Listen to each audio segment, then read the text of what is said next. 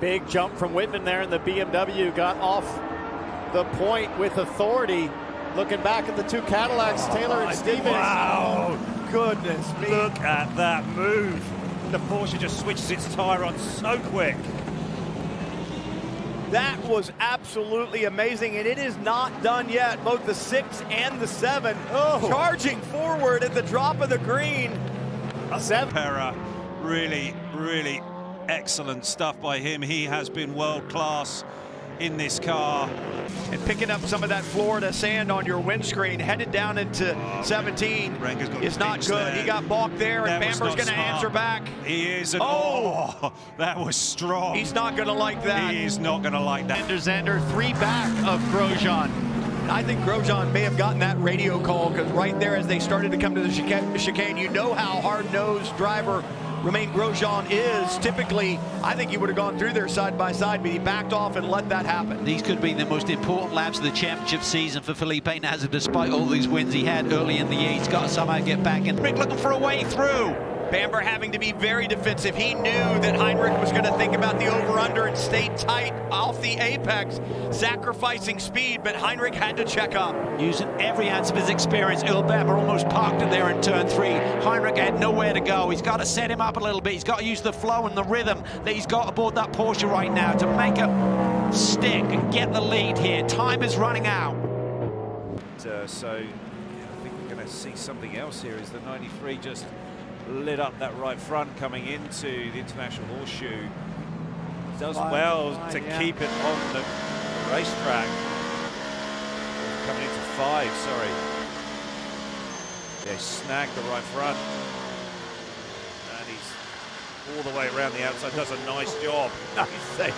Yeah, I bet he was just amazing.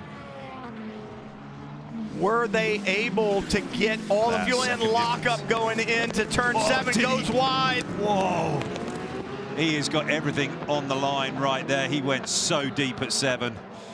Did they short fill it just a tiny bit in order to get the 6 out in front of the 7? How did they do so. it? Looks up the inside. Look, these two are going to go. Andy. Take a look here. This is turn 12 in that tight left-hander 13. He just gets in the side of our GTD leader. Just forcing it. Just forcing it, and this almost certainly will be another penalty. Massive contact to the right front of the Porsche, and as slow as Nick Tandy was driving down the front straightaway, you have to think there's suspension damage. Well, you would think, but let me ask you a question about what we're seeing here. I mean, take a look at this traffic here. GTD traffic, top of the screen, just amazing. See that side view mirror dangling there on the Aston Martin there. And he takes another up, then it goes missing. It's been on track. That's the 81 championship. This is huge. Another Ferrari involved as well. And to add maybe some salt in the wound, that car 81 a penalty for time. just came flying through.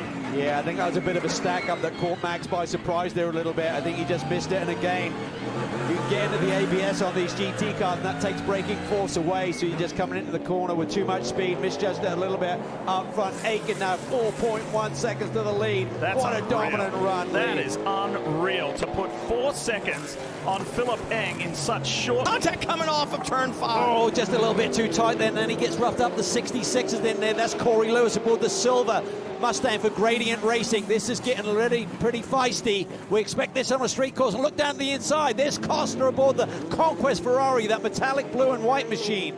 This is the crash that brings us under this latest full course caution. And heavy, massive impact for Tom Dillman. Yeah, really bizarre situation there. He's on the identical line to what Dane Distance, look at that. Just under braking there for the roller coaster, all erupts. That is, I've never seen anything like that. I've seen cars have fires after impacts and things like that. He was just in the braking zone and it literally just exploded. Yeah. A little bit this time to try to get a better run. I think the Porsche flows speed better through the middle of the corners, Calvin. Should be 3 more laps to go. Looking at the time on the board, so a little bit more time than I thought Heinrich had. But he can't afford to wait. He's got to pounce. Traffic up ahead. Could that create the opportunity for Lauren Heinrich?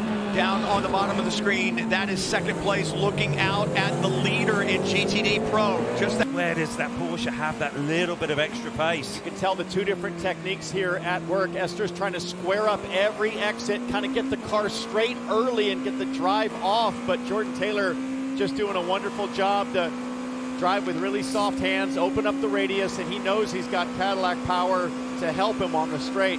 Nazar, meanwhile, totally stoked. He's got breathing room over his team. AMR Track Services team, watch this. Drop that right rear and around he goes. Did you see how far it dropped down when it went off? Jensen's had a lot of track time here, but not in the 12-hour, so he wouldn't have raced in the dark before. Totally different beast. Felipe Nasr still trying to work his way to the front to unlap himself. Romain Grosjean, his buddy, is just up ahead. Tell you what, for Felipe Nasr, he's got to be thinking, how does this championship get away from me? There we see, maybe they did get together once again.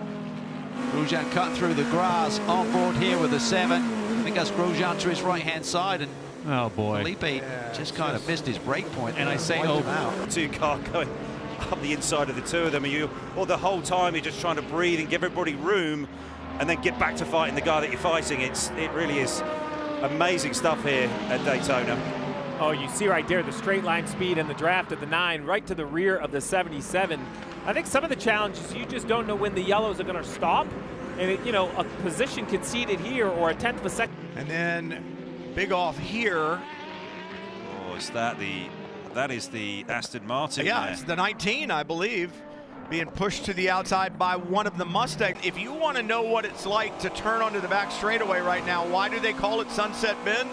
Oh yeah, it's tough, isn't it? 180 plus miles an hour at the end of this straightaway. The 31 of Earl Bamber and his race team have calculated the fuel burn with 2:15 left and almost said, you know what, we've got to go more into sprint mode right now, because I think the 10 is in the advantage situation. If they both have to stop 2 more times, then the 10 probably has a little bit better situation for timing to make passes happen. Speaking of passes, the 99 in LMP. Rolling back onto the racetrack. Stopped. Watch, here comes Sebastian Alvarez.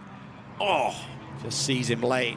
Tries to go to the left-hand side of that race car and just clips him, but just destroys the right front of the LMP2 machine, and heavy damage to this Ferrari at the same time, of course.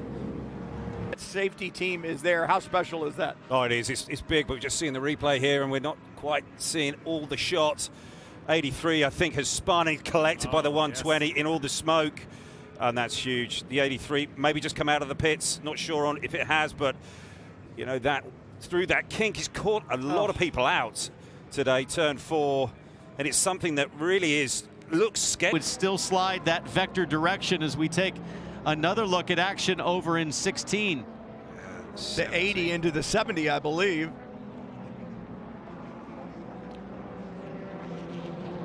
16 is just one of those corners that draws you in to stick the nose in there. Wow, the 80's got a lot of power. Yeah, here comes the Aston Martin, though. Word. Oh, that'll be an easy penalty for race control to cut. That masterclass car, like a prototype, does not give you carte blanche. But has this new penalty look, I should say, has it taken some of the onus off the GTD drivers? Or are they just not paying as much attention as they would be in the past? You were a GTD competitor. Not in that corner. That's one of the slowest corners on the track. A GTP car is really not any faster at minimum speed. That is not a corner where aerodynamics are going to benefit a GTP.